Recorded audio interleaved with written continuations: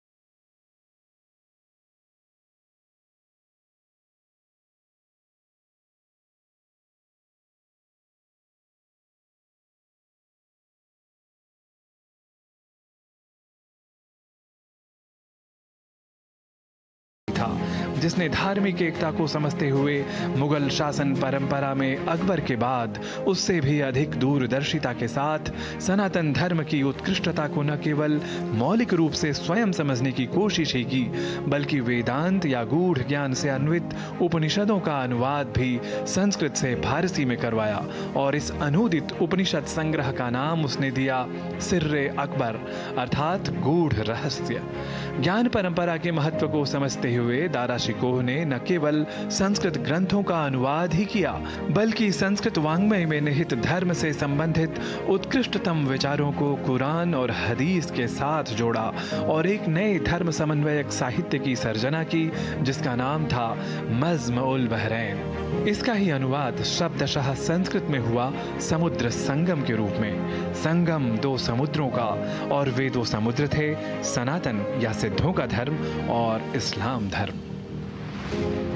दोनों ही धर्मों के बीच सिद्धांतगत साम्य दर्शन की दारा शिकोह की उत्कट अभिलाषा कुरान को अपौरुषेय ग्रंथ के रूप में उद्धृत करने के दौरान भी साफ होती है।